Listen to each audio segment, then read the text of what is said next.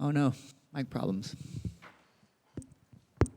There you go. There it is. Well, Beneil, I'm sure you've been asked this a million times, but you don't seem like someone that really pays attention to it. But the whole prelim main card positioning, has that ever played a like? Did you ever have you ever thought about that in your? Nah, I didn't care much about it. The only thing that was like, okay, I'm gonna fight at 9:30 or I'm gonna fight at 10. That's the only thing that came to my mind. And plus, bro, I've mentioned this before, but like Rodolfo Vieira, that was a guy that everybody's like. He came onto the jiu-jitsu scene when I was a purple belt, brown belt, and he just ran through everybody. So I had, I was a big fan of him. And then same thing with Bo. Bo, the way he wrestles, he had a different style coming out of Penn State. He didn't quite have the similar style. He had a lot of funk in his game, and like he was very fun to watch. So I was a fan of both of them. I had no issue with them being on the main card. Did you have any thoughts of the fans seemed more upset about like them being above you? Like the fans came to your defense more than anyone. Yeah, I didn't hear about that till later on, and I just thought that was really sweet. It's not often. I don't interact with my fans often, so it's not often I get to see too much from them. But that was really cool. It's genuinely appreciated. And Benoit, obviously one of the more violent fighters, as the fans say in the UFC. So I guess it's just like I see the big grin on your face. Is this the type of fight that you get excited for? Yeah, this is a good fight, man. It's exciting. He's a good fighter. He's very skilled. He's more experienced now, and I just think stylistically it's a fun fight for me. And I just, obviously I think I'm better, so I'm excited for the fight. It's when fans break him down, they always like point to his striking, and his opponents don't really look the same after they fight Benoit. But he has a lot of submissions in there too, and he has a big, pretty decorated ground game. So when you're breaking him down, I guess what stands out to you from his skill set? Yeah, when I watch him, I see more of a grappler, to be honest with you. But everybody sees him differently. I would say current culture is very short attention span. So what you see a lot of is his highlights. But if you watch the entirety of his fights, clearly he's a great grappler, very dominant in that, and I think something I need to watch out for. And you were already in the UFC when he made his debut, pro debut, I think. So, at what point did he get on your radar? Was there like a fight you're like, all right, I'm gonna probably have to fight this guy at some point? Maybe the Matt Fravilla fight, maybe that one, or which one am I thinking of right now? Obviously, he fell short against Dustin, but I also saw him, fight Thiago Moises, and he had a very dominant performance with Thiago. So those were fights that came to my mind that made me think, oh, this could be a possible fight in the future. And like I said, you've been in this game for a long time, and I've asked this to guys like Charles and everyone. Like, at what point do you stop preparing for your opponent specifically because you've seen so many different styles and just kind of focus on yourself? I think it's always focus on yourself first, but maybe like an 80-20. Mostly on yourself and then 20% on your opponent. And then you make adjustments a little bit based on the opponent, but mostly you try to cover up your own holes. I think if you want to be a great fighter, you focus on your holes, and if you can fill those holes, that's when you become the most dangerous. But then again, you still have to study tape, see what your opponent does, how to react to it, and all that stuff. So you got to do all A through Z.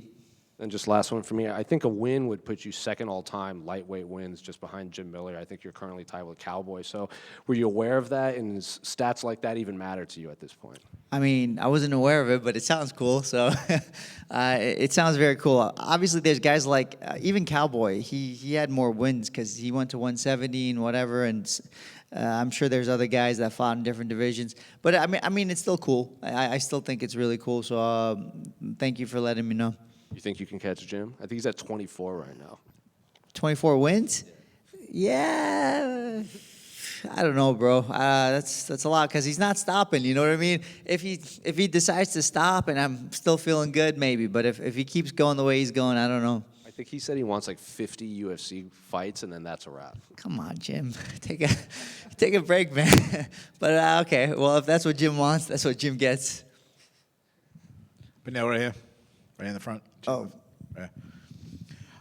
You mentioned that Benoit Saint Denis is known for his grappling. I mean, his last 2 matches, he dominated with his grappling. But you're an even more decorated grappler. Guys who have tried to grapple you, usually doesn't really work out for them. So do you expect him to maybe try to just keep it striking? Yeah, he could. Honestly, when you say more decorated, I don't really know. Because, I haven't grappled in an actual grappling match in so long. So I don't really know what that means anymore, more decorated. But I think in grappling, I have an advantage for sure. So he could go that route. And if he goes that route, that's fine. I have plenty of ways to deal with that. Yeah, when I'm talking about grappling, I mean, you've won world championships in grappling. Yeah, that was, what was that, 2011 and 2012 and 2010, like white belt, blue belt, purple belt. Like, you know what I mean? It's not like I was in the black belts. I stopped competing after brown belt. So I don't know. Like a brown belt from back then is world champion brown belt. I feel like today would be like a good purple belt. That's how much the sport has grown, which is great. I love seeing it. It's also a very humble answer, too. I think it's just the truth, unfortunately. So Islam was in here, and he kept saying that, he kept talking about legacy. When you decide to hang it up, what do you want your legacy to be? Man, my legacy is Christ. I don't really care what people, look back. I did this for a lot of selfish reasons because I just love fighting. And then, I hope even though I came with the wrong motivation, I hope that people will remember that the reason I fought was because I had a love for the Lord. I think it's a beautiful answer. And just to bounce off of that, when I think I always think about when you were in Abu Dhabi and you won, and then you stood in a area that is mostly Muslim, and you preached the gospel of Jesus. First, I just want to make sure everybody understands, Abu Dhabi, they were very friendly.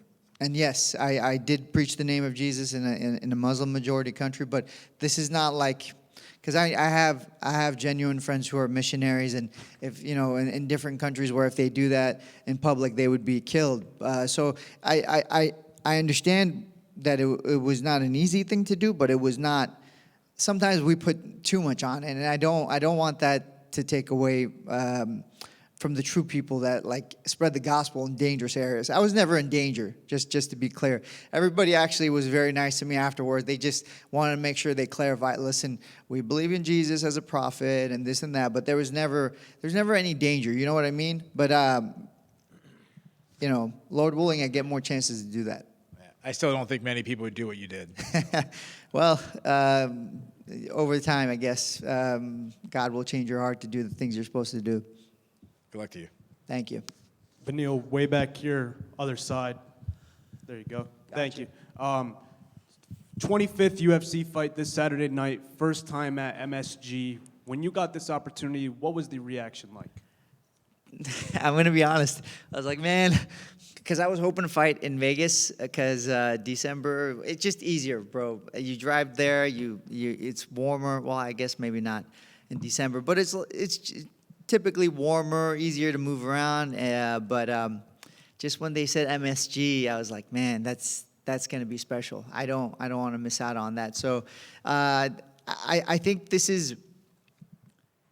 I didn't even realize it, but I think this is going to be like one of the higher marks as far as places I fought. There's two other places that I really want to fight in. There's Chicago because of the Syrian fans, and also Australia because of the Syrian fans. So this is, I don't know. We'll see how the fight goes. But after the fight, this might be the top of the list. Yeah. 100%. In the lead up to this fight, it seemed like it was the second time that a rematch with Gamrot had been tossed around. So I'm just wondering, do you think that fight is inevitable to happen again? So before I fought Moicano, I actually said yes to Gamrot, and then nothing ever came of it. So then they gave me Moicano again, and then. Recently, I think maybe they were trying to make the fight happen, but then he ended up fighting with Charles. Honestly, I don't know, bro. Right now, I got a pretty tough guy in front of me. I'm not really focused on Gamrot. And to be honest with you, to fight a guy that tough, ideally, I'd like to do it, in a situation where there's a belt on the line. I don't want to fight where like he's number 8, I'm number 9, and we just switch places or we stay the same. I want it to be a little bit more value in terms of rankings.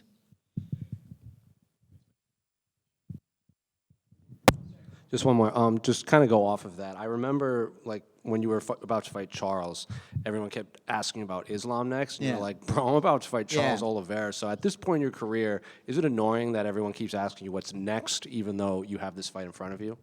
I wouldn't call it annoying. You know what's annoying is like, hey, you think this is your last one? It's like, bro, I don't know. You know what I mean? It's like, I'll let you know after the fight. But it's like, do you think this is your last one? I was like, I don't know, maybe. I think that was more annoying. Not annoying, but more difficult. Actually, annoying isn't the right word because it was actually challenging. You're asking me a question that I genuinely don't have an answer to, so it was very difficult to answer. It's like, hey, are you done? I don't know. I'm struggling with it. So, when people ask me something, I don't like to say I don't know. I don't think I don't know. Unless you genuinely don't know, it's not a good answer. I think this is just because I'm a father now, so I try to give clear answers. I don't know is not a great answer. So, but yeah, I think that was more difficult. As far as questions go, do you think this is your last one? That was the most difficult question or annoying. Beneil, just one more for you. Can you give us your breakdown and prediction for Jack Della Maddalena versus Islam Makhachev? Yeah, that's a really tricky one because originally I was leaning toward Makhachev, and then recently I've been just because I watch his fights, and sometimes he fights perfect, and then sometimes he gives up things, and you're just like, man, I can't believe he gave that up, right? So I don't know. Originally I was leaning toward Makhachev, but I think I'm leaning towards JDM now, but.